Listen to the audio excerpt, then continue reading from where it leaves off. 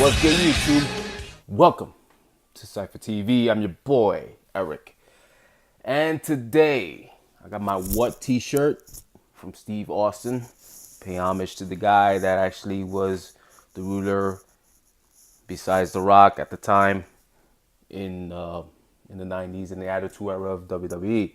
As you can see, this is which leads me to my next video today, which is 10 terrible booking decisions wrestlers managed to get out of.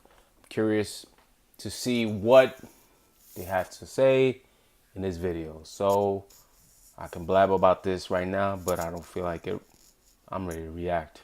We've all experienced terrible things that we've been required to do, all the while wishing that we had the clout to turn around and say, sorry, I can't hear you over the sound of all this nope. Not everyone gets the pure luxury of being able to stick middle fingers up at their bosses and say, actually, maybe cleaning the toilets is your forte, but the problem with creating superstars is that occasionally they get to act like it. I'm Adam from WhatCulture.com, and here are 10 wrestlers who managed to get themselves out of terrible ideas. Number 10, Dan Severn. Dan Severin? Dan Severn. WWE don't know how to pronounce it, and neither do I. The idea, getting a 666 tattoo on his face. Nothing says reliable job prospect like a face tattoo. Hands up if you remember Dan the Beast Severin. He's basically what would happen if you took the 3 men and a baby poster, got rid of 2 of the men, replaced the baby with titles for kicking people dead, and then had him sitting on top of a lot of people he'd murdered with his legs. A hard bastard with a tash, basically. Big old Danny boy had enough of the MMA legitimacy that WWE still craves for the likes of Lesnar today, so when creative pitched to him the idea of joining the Ministry of Darkness and coming out with a 666 on his forehead, living in a small conservative town, Severn refused, which caused a great deal of tension between him and head office. He would leave the company shortly after. Number 9, Mankind, Stone Cold, and Scott Hall. The idea, terrible gimmicks. Wrestling is all about character. Simply put, if a wrestler walks out there with a stupid costume or a stupid name or a stupid gimmick, then heel heat or face fire doesn't factor into the equation. There's no engagement, which is a sobering thought considering how close 3 of the most iconic characters that WWE have ever created almost didn't happen. Mankind was almost packaged as Mason the Mutilator. No, no, no. Razor Ramon was almost a bland soldier boy G.I. Joe. No, please. And Stone Cold, precious Stone Cold Steve Austin, when he approached creative for a change in name, something to reflect this Iceman demeanor he was going to cultivate, they offered him the potential names of Ice Dagger, Chili McFreeze,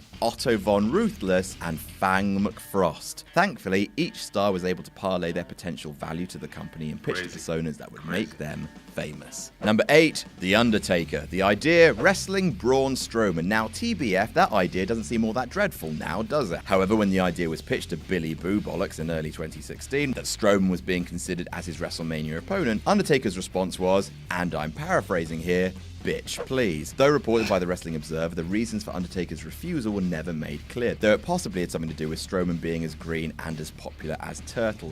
Little would any of us know that by SummerSlam 2017, Strowman would be the single greatest asset to Monday Night Raw. Still, Undertaker doesn't do anything Undertaker doesn't want to do, and it was a hard pass. Number 7, John Cena. The idea, not cutting promos on The Rock. As much as twice in the lifetime may have permanently sullied the legacy of the Rock-Cena feud, try not to forget that the original angle culminating at WrestleMania 28 was bloody great. 2 of the greatest of all time throwing surprisingly personal barbs at each other, each man laying waste to the other's credibility with actual cattiness. Very entertaining stuff, which makes it all the weirder that originally WWE pitched a program to Cena that he was going to rise above all of The Rock's insults and not respond. The Rock was going to cut promo after promo on him, and Cena was going to take it in his stride, be the babyface, and not fire shots back. Well, that is bullshit, and credit to Big Match John, he thought so too, using his very considerable sway to change the plans and let him throw shade at the people's champ. Number 6, Daivari. The idea, becoming George W. Bush. Right, hang on, Actually, I'm just going to check that I've written that down. No, that's correct. Fucking madness, this. So in 2005, Daivari was the henchman of Muhammad Hassan, the very much Italian Arab-American, complaining about the stigmatization of his people the way only true heels do. Hassan was dropped from the company after terroristy segments coincided with an actual terror attack, leaving Daivari rudderless. The idea pitched to him by creative, he would legally change his name to that of then-President George W. Bush and come out as an overzealous American patriot whose jingoism, when combined with looking foreign, would be a surefire heat magnet. DAIVARI, despite his lack of pull backstage, said, "That's stupid," and also it was likely to have a short shelf life. Creative ultimately backed down. Number 5,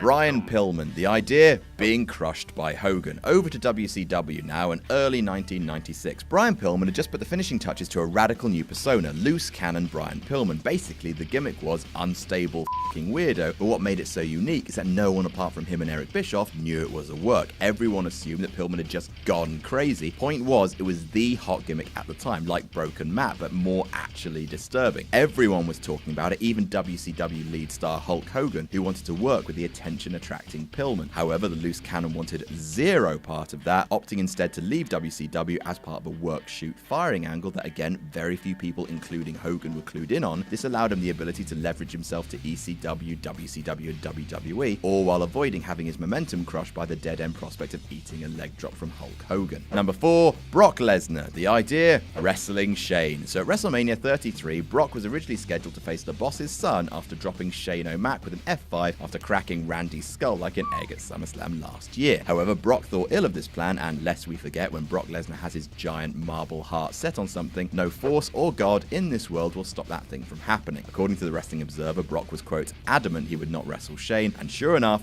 plans change, with Brock more than willing to work a much more high-profile feud, which would mean more headlines and more money with the returning Goldberg. Brock was more than happy to be squashed at Survivor Series if it meant winning a world title off a living legend at Mania. Well, that's better than Shane O'Dad, apparently. Number 3, The Shield. The idea, losing to John Cena on their third pay-per-view. The Shield is one of the best examples of protective booking in the modern era. 3 stars who had brilliant chemistry together, coming into WWE as an established team and simply never losing. They looked cool, wrestled well, and used logical group psychology to keep winning even when going up against veterans. After spending 3 months on the main roster, people were waiting, just waiting, for WWE to screw it up and hand the Shield a loss to stunt their momentum, and indeed, that was the original plan, with the trio set to fall at the hands of Cena, Sheamus, and Ryback at Elimination Chamber 2013. All this to set up Cena for his big and awful rematch with The Rock. A cobbled together team of individual stars beating a seamless unit just because Cena was on the team. It was a bad plan, and the Shield let management know, using the numbers advantage backstage as well. The Hounds of Justice took their grievance to head office and managed to talk creative into giving them the win.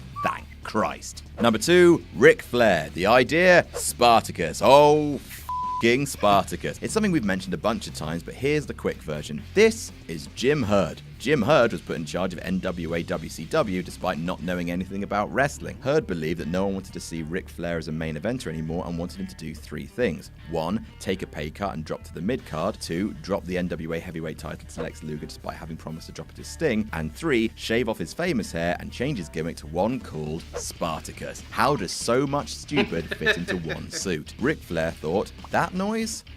That noise, and refused. So Jim Herd fired him a few weeks before the Great American Bash. Smart, despite Ric Flair being the champion. Smart, and also being in possession of the belt. Double smart. Flair said okay bye and went and signed with WWE a few months later. Thank you, Jim. And number 1, Ken Shamrock. The idea, incest. Vince McMahon and his wacky old ways. What is he like? So Ken Shamrock, right, this dude, not a dude to piss off, one would think. Vince does not think that. Vince thinks about brothers and sisters kissing. So we all remember Ryan Shamrock, the lady with the boy's name who was introduced to the WWE Universe as Ken's sister. She had ups and downs in WWE, getting to have sex with Val Venus, up, getting kidnapped by the Ministry, down. What was a bit weird was the fact that Shamrock and the lady playing Ryan were actually dating in real life. Vince wanted weird art to imitate weird life and planned out an incest angle that would lead to Ken and Ryan being together on camera. Both flatly refused to participate because they have the reasonable gene that was cut out of Vince as a child. Famously, Vince would go on to pitch incest angles between Shane and Steph, and best of all, between Steph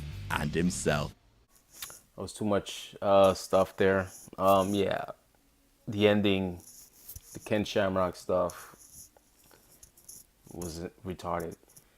Sometimes you got to think about what Vince McMahon has in his brain. You know, the things that he actually comes out with. Sometimes they're good ideas, and a lot of the times it seems like it's horrible ideas. You know, I don't know. It's just weird how, you know, like, what if you like this video, please comment down below, let me know. And as always, please subscribe to my channel, give me a thumbs up, and I'll see you on the next time.